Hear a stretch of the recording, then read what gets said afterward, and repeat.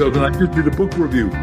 And one woman came up to me like 10 years later and said, I failed in the insurance business because of you. Now I own a $10 million a year business. Because I never heard of those books. Because everyone listening, you've got to read. There's two kinds of education. There's academic, which is what you've been sold, which is good. But it's not for everybody. But what is for everybody is you read the stuff we just mentioned and the stuff I write, which is self-help action books, because it'll give you what Zig Ziglar, my good buddy, said was a checkup for the neck up. Welcome to the Manage Self, Lead Others Leadership podcast with Nina Sunday for experienced and aspiring people managers. This show will help you explore ways to become a more intentional leader. Each episode, host Nina Sunday speaks with some of the brightest business minds on the planet who share a passion to elevate and transform team culture. Workplace culture hides in plain sight. Is yours flourishing? Join the movement to make your workplace a better place to work. Are you ready? Because it's time to manage self, lead others. Mark Victor Hansen, with over 500 million Chicken Soup for the Soul books sold, is one of the world's most respected thought leaders, known globally as the Ambassador of Possibility. Mark was turned down 144 times trying to get his book published and kept going when others told him it would never work. It wasn't a good idea. Today, Mark is glad he held fast to principles of perseverance, excellence, and belief in oneself that allowed him to create the extraordinary achievements in his life. Welcome, Mark Victor Hansen. It is truly an honour and a privilege because I asked and you said yes. Thank you. It's my joy. I want everyone to learn how to ASK. I know you've got a copy of our book there, but this is a roaring bestseller worldwide, and it's Ask, the Bridge from Your Dreams to Your Destiny. And my wife and I wrote this, and we believe everyone's got a destiny, and most people don't know it because they've never known how to do it. So we are the first people that said, look, 101 times before you go to sleep at night, you got to say, what is my destiny? What's my destiny? What's my destiny? Now, if you're full of spirit, you say, God, what is my destiny? God, what is my destiny? God, what is my destiny? You're going to wake up in the middle of the night and you're going to know, but you must have an ink pen next to the bed and paper and write it down because it'll come through just once. And great ideas about your destiny are like wet, slippery fish. Oh, yes, I'll wake up in the morning. I'll remember. Everyone says, no, I don't remember. So look, I've been doing this 50 years, traveling around the world, talking and writing and loving every minute of it, building enormous empires. I just want everyone to know it's such a simple technology. We use the same thing to get the title for our book, Chicken Soup for the Soul. Jack and I are in our respective houses at mega best-selling title, mega best-selling title, mega best-selling 101 times each in our homes. And this is 1989, before the internet and the front end of miniature computers. Jack calls me at 2:58 in the morning. Now, I own an estate with 88 chickens. My daughter was becoming a veterinarian and says, Chicken Soup. I said, for the soul. I said, we got it. Now, 144 publishers said, get out of here. That's the stupidest title we ever heard. That'll never sell. And then they all come up to us and said, it wasn't me that said, no, it was the other guy at that meeting. And, the point is, there's somebody out there that'll buy whatever you're selling, and everybody is in selling full time. Managers sell the people that work for them. Owners sell the managers. Husbands sell wives. Wives sell husband. Parents sell kids. Kids sell parents. It's all a sales job, but we all got to learn how to ASK to GET what we want. We've got to learn to ask. And also it requires self-belief and cultivating the feeling of certainty. Isn't that right? Okay, so let's talk to that. Yeah. All of you that are listening, if you don't think you have the confidence to ask, all you got to believe is that Nina and I believe right now you've got the confidence. We're giving you confidence, which is expanding your ability exponentially. And you don't have to have the confidence. All you got to believe is that we believe there's more in you than you see, because it's always inside out, top down, inside out. Whereas, I'm bankrupt, I'm upside down. I say I'm going to become world's best-selling author. Now, I didn't tell anyone that, but now Guinness Book of Records says, look, I've sold more books 59 times, number one, 2 billion at retail, billion licensing, because I believe that I could, and I'm not done. I'm going to live to be 127 with options for renewal, because that's what I've got written down. Because you got to, number one, figure out what you want. And the way you do that is ask yourself. There's only three asks. Ask yourself, ask others, ask God. Right. And I ask myself, what do I want? I love books. I love to read. I love to write. I love to sell people books. And a book This is the screamingest value. For $20, you get a lifetime of how to ask. And obviously, I've done multiple. But I've got your other book. You're a stepping stone along my way. I mean, Aladdin Factor, and I picked it out of my bookshelf. This is what I wrote like 15 years ago. Page 65, anything is possible. That was to remind me that anything is possible. Well, first of all, thank you for getting that book. And what happened is that Jack and I went to sell all those places. They all turned us down. We went to one publisher at the time. It was Penguin, which got bought by Berkeley. Berkeley got bought by Random House, all of which is more than you want to know. But because we had number one and number two book in Chicken Soup, Berkeley calls back, and I'd written a book called Dare to Win. I got it somewhere on the shelf behind me. Anyhow, along with 320 other books that have my name and title on it. Anyhow, I'm humble, you noticed. Anyhow, so the lady calls up and said, look, you're doing so well. You got to have this book done. We got to have it in 2 months. I go to Jack, because we were at either his office or my office, writing, selling, doing radio and TV shows, and media, because both of us at the time lived in California. And I said, Jack, they're going to sue us if we don't do this next book. And we'd written down 14 books we'd do: Dare to Ask, Dare to Win, Dare to Ask, all the way to Dare to Know God. And she said, you got to have Dare to Ask, which changed to Aladdin Factor. And Jack said, what do you do about it? I said, Jack, they're suing Mark and Jack. They're not going to sue just Mark. They're suing Mark and Jack. So, well, like I said, what are you going to do about it?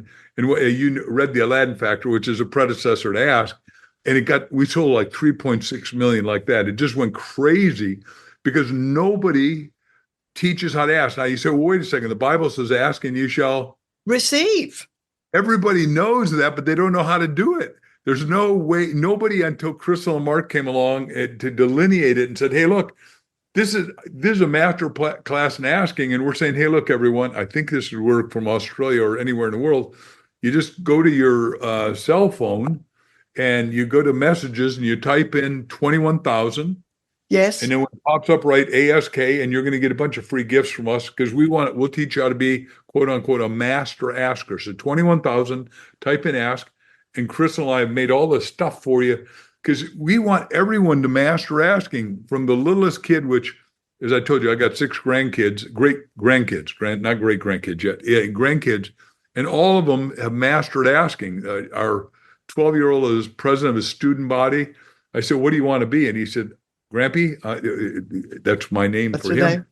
I'm going to be a Phoenix Sun. I live in Scottsdale, Arizona, next to Phoenix. And he says, I do 103 throws a D and dunk the basket or I can't go to sleep. And and he's student body president. It was his 6th grade, and 800 little girls go, Everett. Anyhow, and I said, and then what? He said, then I'm going to play for him at 18. I'll make $30 million a year. I said, holy cow. I said, then what? He said, then I'm going to be the manager of the team. I said, holy cow. I said, then what? He said, then I'm going to buy the Phoenix Suns. I said, you understand that's $3.8 billion. This isn't chump change, and Grampy's not going to be part of that game. He said, no, I'm going to do it myself, Grampy. You don't have to worry. You taught me how to ask.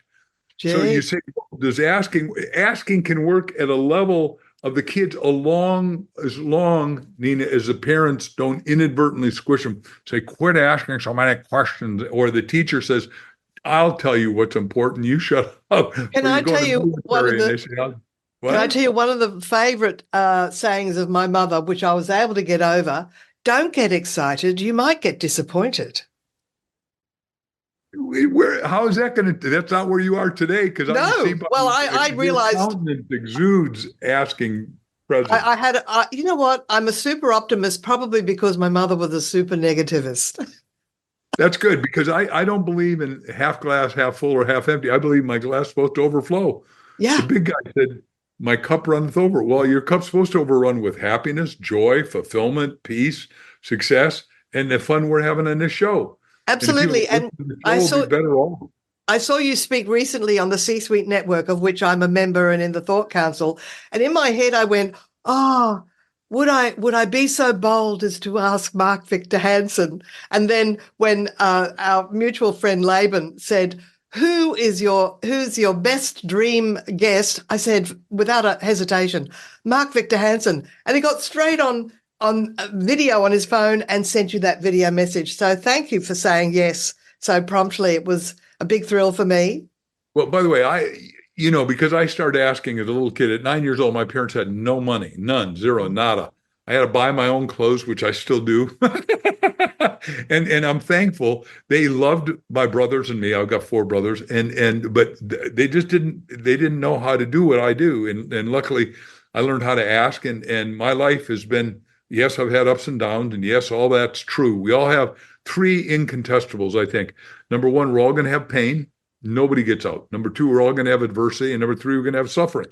Other than that, you say, well, how do I ask my way out of this? Because adversity, you read Think and Grow Rich, I'm sure Napoleon Hill said, every adversity has a seed of equivalent or greater benefit. And Yeah, you've got to that's look right. at it. What's the benefit here? And bankrupt got me out of that and into speaking and writing and promoting and business owning. And COVID got me into my podcast because I'll tell you something. Seth Godin has a little booklet called Ship It, and it's a field guide, and you had to write, what is your goal? And I said, I'd like to do a podcast. This is 2017. And it said, what's holding you back? And I said, people might laugh at me. I had a fear that people might laugh at me. Now, that was just to get that out of the system, because it didn't stop me from wanting to do it, but it was finding the time. And then COVID gave me the time. And look, it's now in the top 5% globally and growing. So thank you. And wonderful guests like yourself, Mark. And I will add, I did read Chicken Soup for the Soul originally too. So I've been on this path with you for some time. Thank you. And by the way, I'm listening to Seth still. I've met him a lot, but he's a genius. Crystal and I were with him the first time when he came out with a purple cow. By the way, because we travel too much, it could have been Boston, but his wife has the biggest gluten-free restaurant in the world. And Seth made like $40 million when he was like 22 working for Yahoo. So right. Seth has learned how to ask and done a great job. And whatever number I give you is wrong, but hadn't he got like 9,000 blogs or something great like that? Have you had Seth on your show yet? Well, he would be a dream guest for me too. Well, good. Write him and say, hey, look, Mark Victor Hansen and I are buddies, and he said, you are got to go on my show, please. I'm in the top 5%. He'll go on your show. Thank you. Seth is a nice guy. He's bald. He wears cool glasses. I've got 11 of his books. Yeah. I don't think he ever wears the same glasses twice. Well, that's great. Thank you. Thank you, Mark. Well, you say that there's a process to asking questions. Right. What's the correct process? Said the three channels. You ask yourself. Yes. Ask others and ask God. So I'm bankrupt. It's 1974. The oil embargo hit, and I'd been doing a big business in New York City, and I was building out of plastic polyvinyl chloride, and I went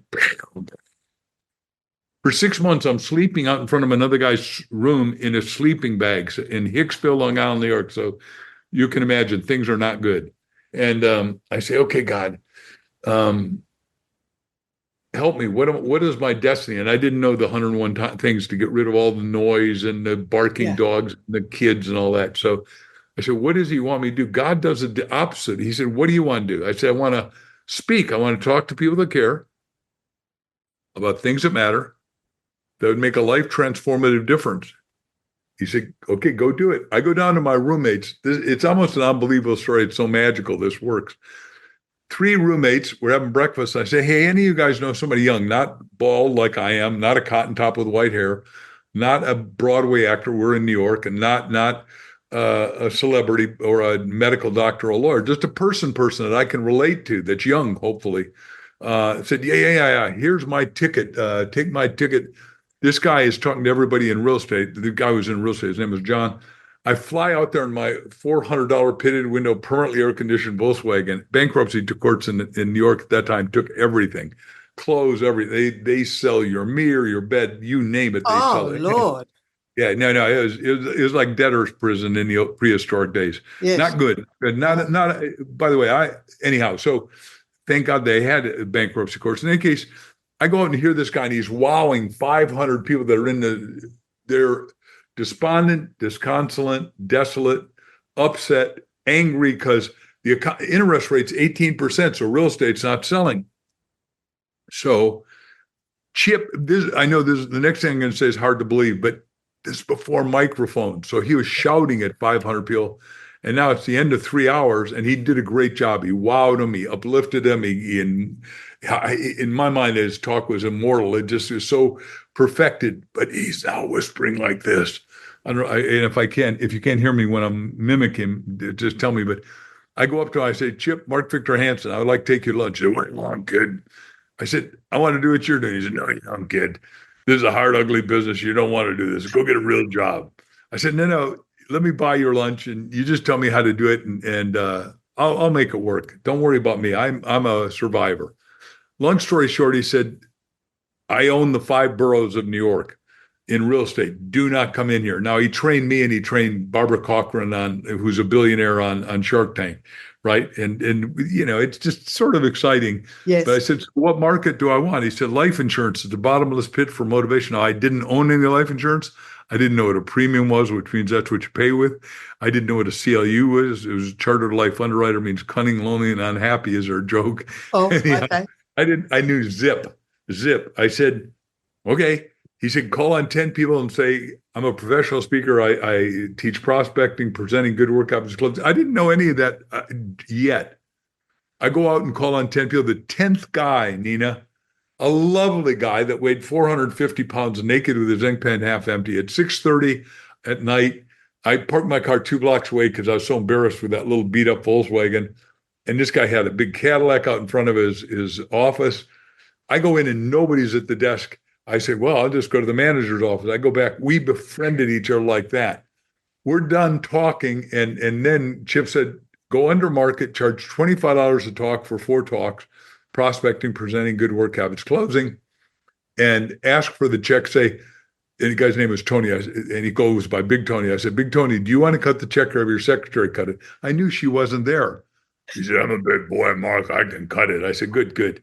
He cuts me a check. I'm going, hallelujah. By the time Chip was going on vacation for 2 weeks, I'll never see you again. And chance of you making is 1 in 1,000, kids. You're not going to make it. I had 28 of those 4 packs booked. I had money. It was so amazing. I couldn't believe it. I had more talks booked than Chip when he came back. And from then on, we raised it at $50 an hour, then $100 an hour, then $250.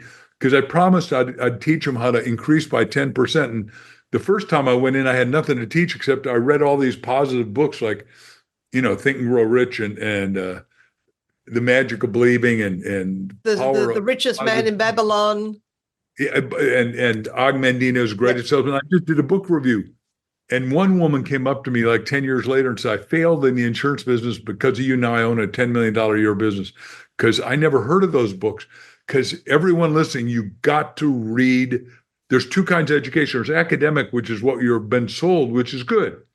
But it's not for everybody. But what is for everybody is you read the stuff we just mentioned and the stuff I write, which is self-help action books, because it'll give you what Zig Ziglar, my good buddy, said was a checkup from the neck up, from the neck up, go up. It's like Jim Rohn, who I traveled around, did a lot of.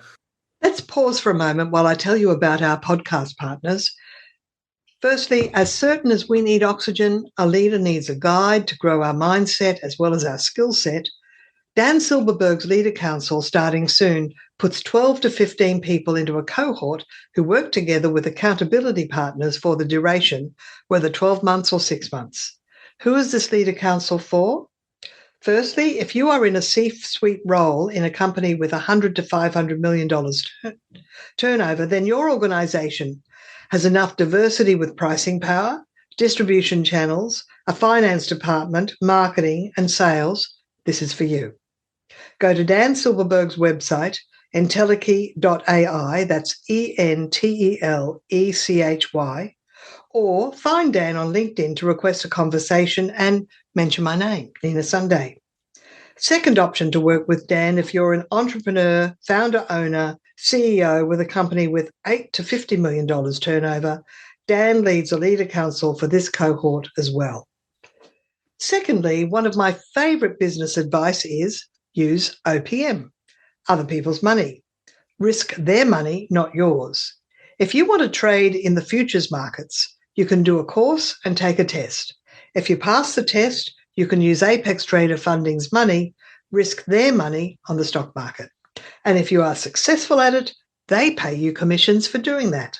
To find out more, tune into episode 106 where CEO Daryl Martin explains how it works. A link is also in the show notes, and the code to use for a reduced rate is Nina Sunday, one word. Thirdly, want to unlock the full potential of an all-in-one CRM beyond just data storage? Want to scale and grow with automated business processes? Meet Segwick, the new CRM designed for complex sales, onboarding, and customer management, an all-in-one platform transforming how you manage customer interactions. In episode 133, business automation architect Pete Romano describes how Segwick provides tools for scheduling appointments, managing client follow-ups, handling customer queries, all in one intuitive interface. And for a reduced fee on your subscription, contact segwick.com/Nina Sunday. That's SEGWIK, using my exclusive link, segwick.com/Nina Sunday. Now back to our conversation. Oh, I remember Jim Rohn. When I was a kid, my uncle used to watch him on TV.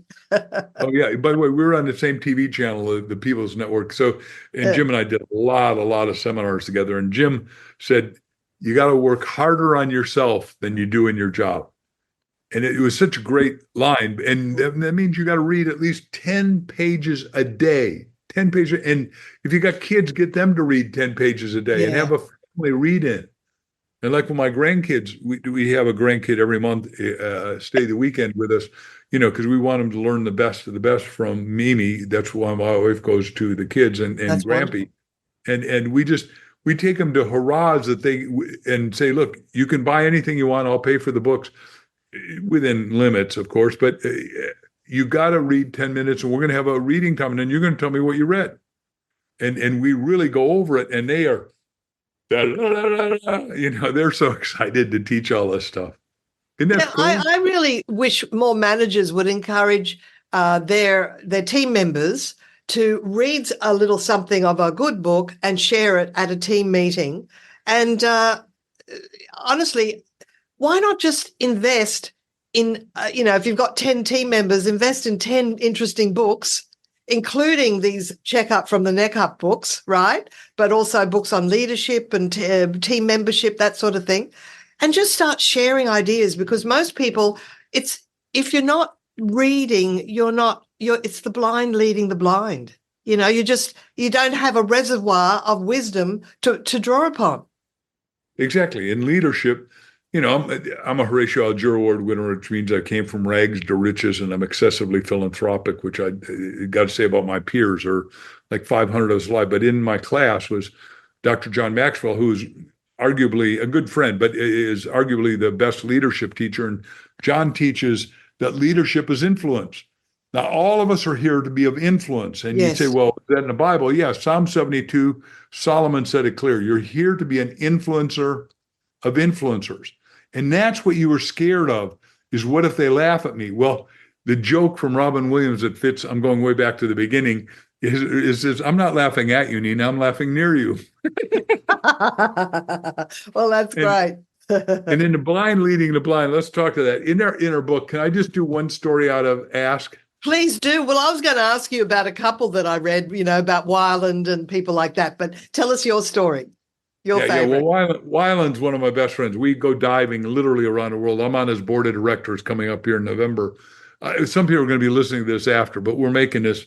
Weiland is a whale. Well, he is a whale artist, which I remember when I was traveling the States years ago. But he's painted whaling walls all over the world, but including 2 in Australia. One in Bundaberg, which is a couple of hours north of me, and one in Sydney as well. So, yes, Robert Weiland is amazing. So he started off very simply. Yeah, Weiland paints the biggest walls in the world, and he did 101 murals. And the question was, do you do paint by numbers? No, he's got a perfect photographic mind of images of the sea creatures that we've been swimming with around the world. He and by the way, his real swim partner, much more than me, because I live in the desert in Scottsdale, Arizona, but is that had National Geographic. I'll think of her name in a second. Anyhow, She's the sweetest lady in the world. Anyhow, but Weiland is now doing the world's biggest sculptures, 100 of them that'll be undersea. So you dive at the sculpture, and it's exciting. And he did the biggest wall in China for the Olympics, and we covered it with canvas for 10 miles. And we said, what is the biggest promotion we could do? Because if you want to sell books or artwork, and he and I had done 3 books together, like starting with Chicken Soup with the Ocean Lover Soul, 10 miles, we had 3 kids from every country, 3 from Zimbabwe in the Z, A to Z, 3 from Afghanistan. So from A to Z in the alphabet, we covered it. And the kids got off, the Chinese got off, the world got off, the media got off. Everybody knows, if you're into art even a little bit, knows Weiland because he's just pulled off magic. And he says, I'm sort of married to the sea because he wants to save the ocean. And we're working on that diligently because we got too much plastic going in, too much garbage going in, too much everything. And you and I are here to be good stewards of the earth. Absolutely. Yep. And when you talk about generosity, yes, I've read the books on tithing, and I've got great stories about how my income doubled within 2 hours of posting my first tithing check in a letterbox. How did you tell me that story? Well, I've been reading, prosperity books and Catherine Ponder and people like that. And I was a student at the time, earning $100 a week. We're talking at the 1980s. And it was holiday time, and I went up to my hometown, which is Brisbane, where I now live, but I was studying down in Sydney. And I wrote a check for $40 being 4 weeks.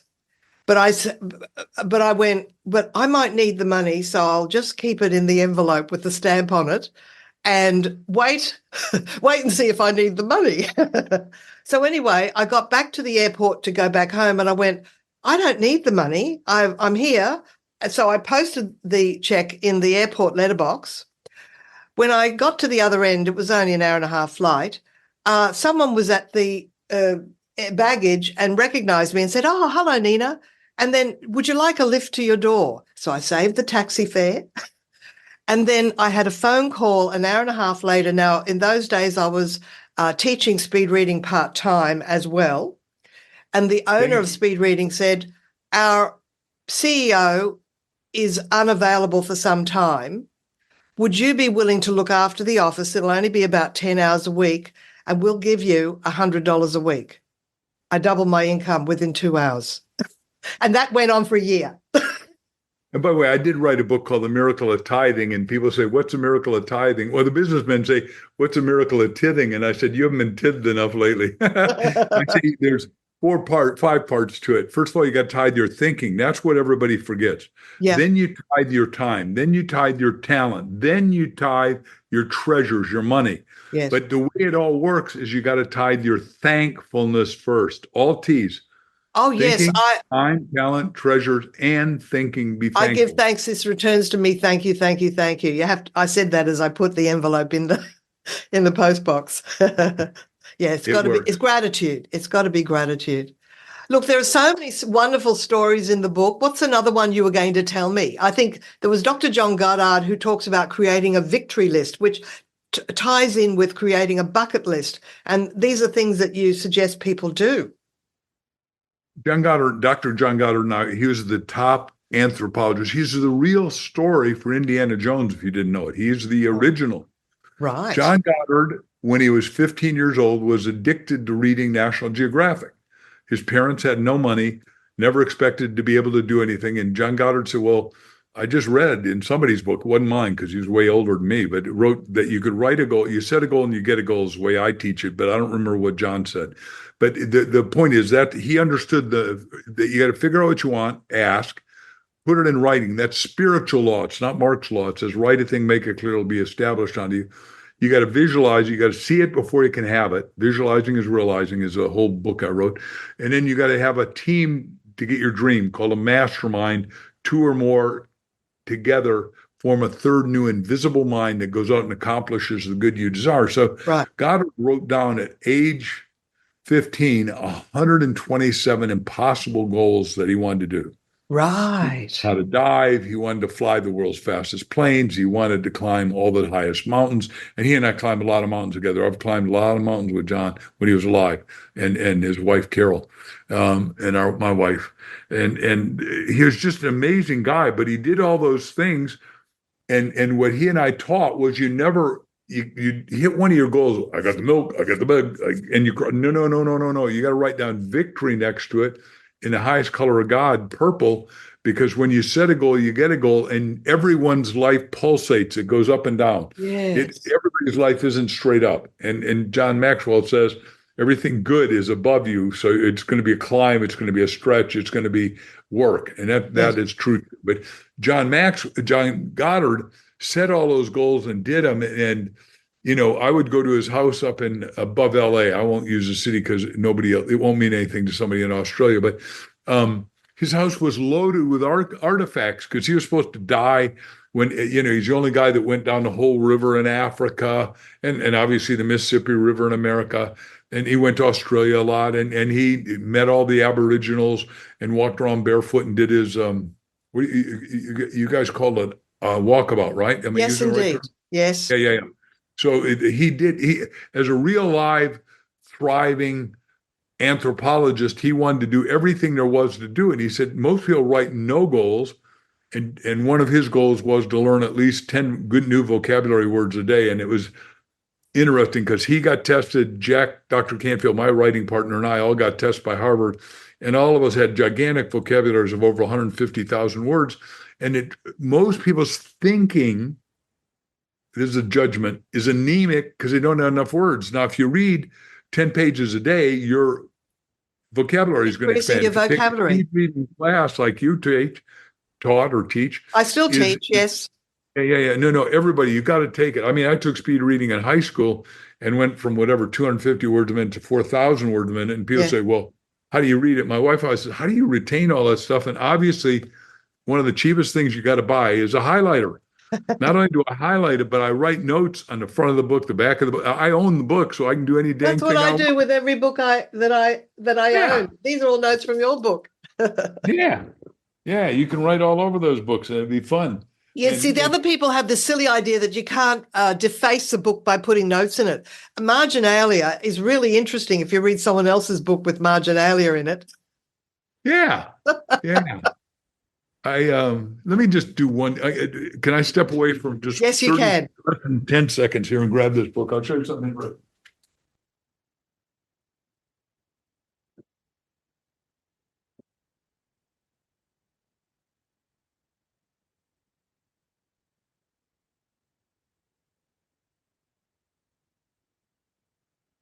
Now, I'm a scholar in Andrew Carnegie, but Andrew Carnegie's original interview with Dr. Napoleon Hill when he was only 17 is done in a book called How to Raise Your Own Salary. And I've got 3 different copies of it, but you see, it's all highlighted. Yes. This one has ink and initial, and the back of the book is just loaded with copious notes. I want to show you one more other. Anyhow, it just, because people say, does Mark really do what he says? It's nice to talk a good game. No, I didn't get to read 6,000 biographies and read all the books I've read and be world's best-selling author.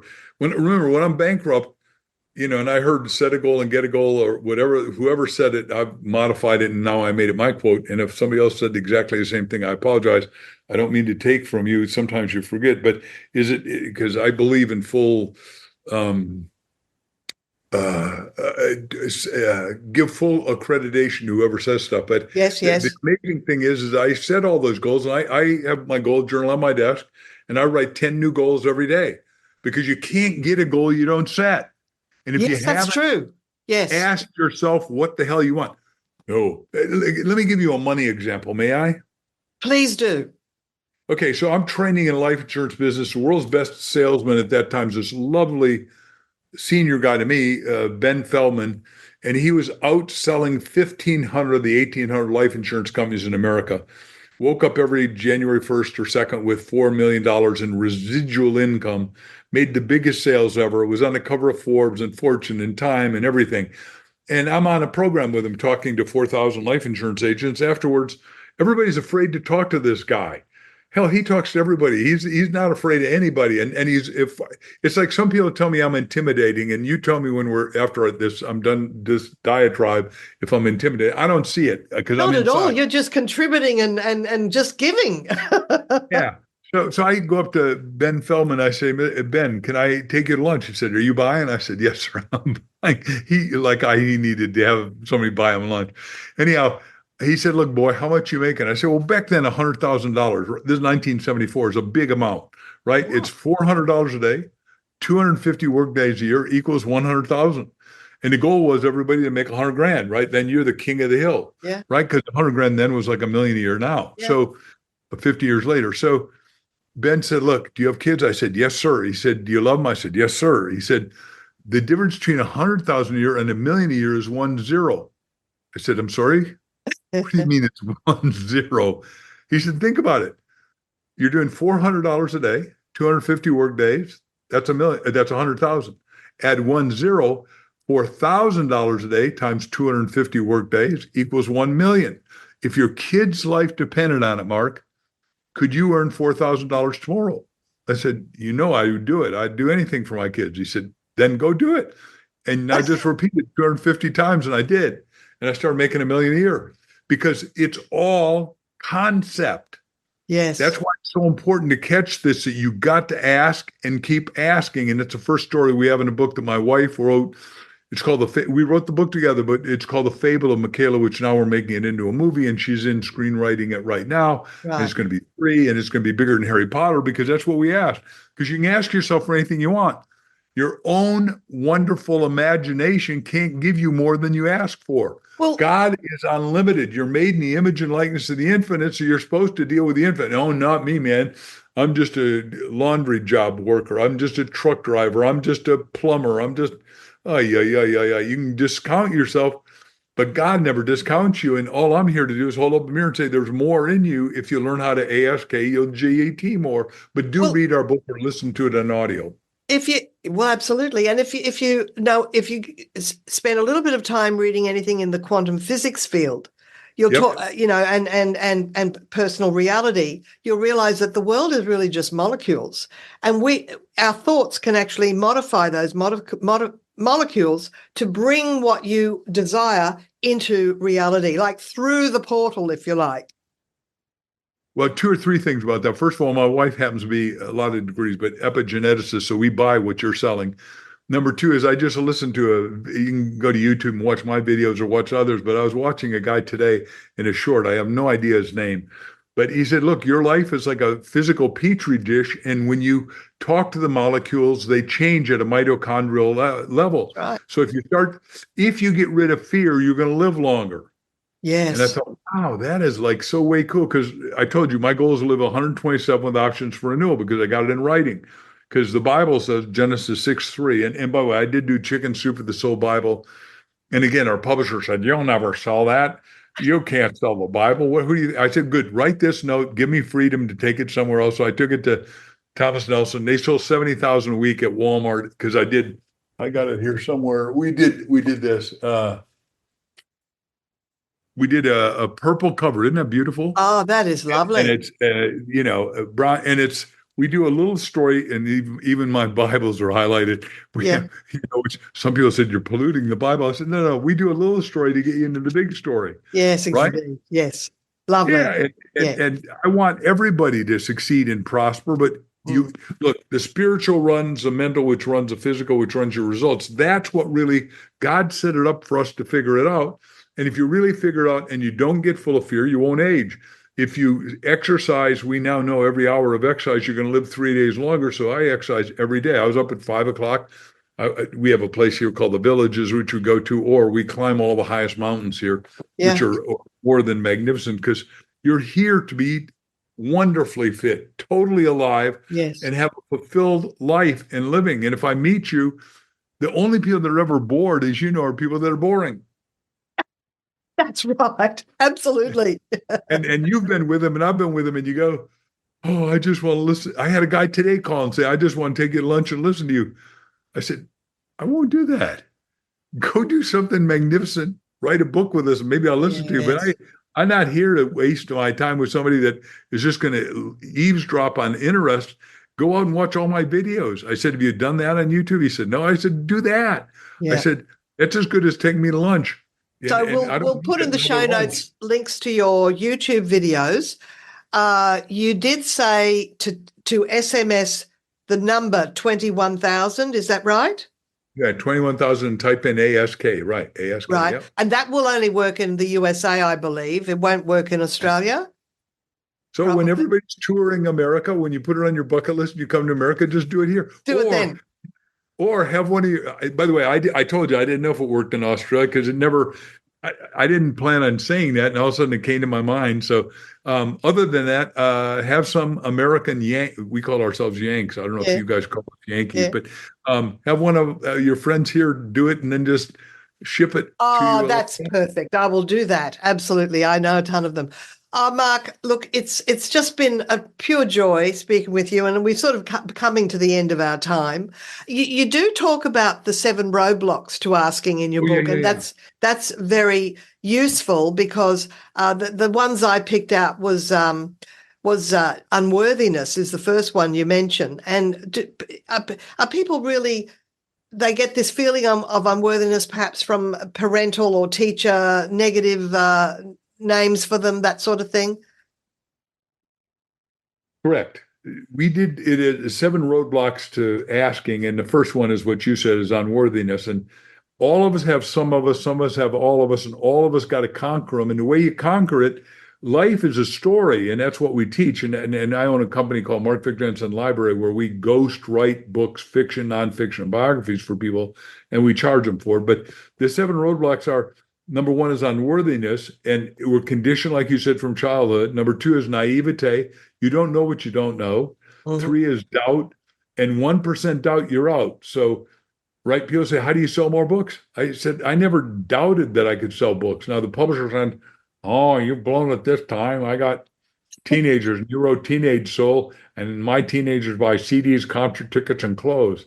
And we sold 19 million books first year. So, because you got chicken soup for the father. Yeah. You want to grow rich in a niche that nobody's touching, and I'm still doing that. There's right. 8 billion of us. There's 8 billion problems. There's a lot of problems. There's excuses. All of us got to read that and then overcome it, because all of us, like you said, as kids, we inculcate that. We impress it, and we don't even know we're impressing it. While you're in a baby crib, for gosh sake. Fear, which is false evidence appearing as real. Then you got pattern paralysis, where you keep doing the same thing and expect new result. And then number 7, disconnection. They're all right here. I want all of you to don't get 1 book, get 2. 1 to give away. Over the 178 questions in our book with whoever's significant, your spouse, your best friend, your business partner, your church, temple, ashram, mosque partner, whoever. You go over these questions and you change your life. If it doesn't, I'll personally give you the money back. How's that? There is no need. It will work. And I've just spent a wonderful week in New Zealand with a very close friend of mine who, she's the epitome of a belief. She was a widow, and she believed that her next love of her life would just come into the office where she works. And she just said it over and over. She would tell her teammates, oh, you're dating anyone? Oh, that person is going to walk into the office. And that has actually happened. And she now is in a beautiful relationship. And she's inspired me to be even more focusing on goals and saying what you want and writing lists. So, but speaking with you is living, breathing proof that focusing on your goals. The other thing is vision boards. I do a vision board every year. We've got them all over the office here. I can't. I got these big lights in me, so I can't turn this around without pulling you out of the seat there. So a vision board really helps. So, thank you for being the master of helping us bridge our dreams to our destiny. It is my absolute pleasure. I want more for all of you than you want for yourself, because you have so much more, no matter how great your life has been, in front of you than you do behind you. The greatest days, no matter what your chronology, are in front, not behind. And we can certainly start to youth instead of aging. That's right. Youthifying. Exactly. Youthifying. That's the word. Thank you so much, Mark Victor Hansen. It's been a true privilege and a pleasure. And my pleasure. God bless you. Thank you. Well, wasn't that a whirlwind of an episode with Mark Victor Hansen? Over 500 million chicken soup for the soul books sold. One of the world's most respected thought leaders, known globally as the ambassador of possibility, author of Ask, Bridging Your Dreams to Your Destiny, author of The Aladdin Factor, and just an episode rich with suggestions for how we can bring our best life into reality. You've been listening to Manage Self, Lead Others podcast. I'm your host, Nina Sunday. Start telling people what a great podcast this is, because the more people that listen, the more we can continue to bring great influencers and thought leaders like Mark Victor Hansen to the world that needs influencing, that needs elevating, that needs support. So do yourself a favor, start your Ask Journal, start writing things down, start reading books that will inspire you to believe in yourself, to believe that greater things are coming and that this is your best year ever. My name is Nina Sunday. Till next time, bye for now. Nina Sunday is on a mission to help leaders transform culture. To book Nina Sunday CSP to speak at your conference, visit ninasunday.com to request a proposal. Nina travels from Brisbane, Australia for in-person presentations Australia-wide. Twice certified virtual presenter, Nina Sunday presents virtually, globally, for any time zone. From the book Ask, The Bridge from Your Dreams to Your Destiny, here are some thought stimulators that will evoke your thinking. You can write your own, put them in your journal to start weaving them into your future reality. When you own the idea and embed it deep within your mind, it manifests as your chosen destiny. I ask for complete blessings over my entire life and future.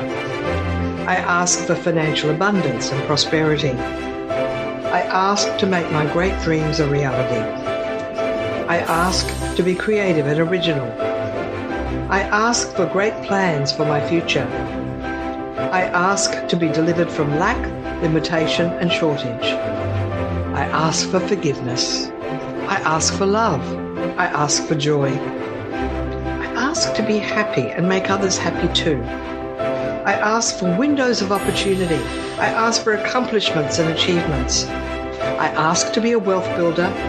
I ask to thrive and prosper. I ask for the right breaks. I ask to become debt-free, stress-free, and set-free. I ask for the right relationships. I ask to feel good about my life. I ask to be calm and peaceful. I ask for faithful friends. I ask to fulfill my destiny. I ask to discover my hidden talents, skills, and abilities. I ask to be philanthropic with 10% or more of my wealth. I ask big, think big, and receive big. This podcast is a part of the C-Suite Radio Network. For more top business podcasts, visit c-suiteradio.com.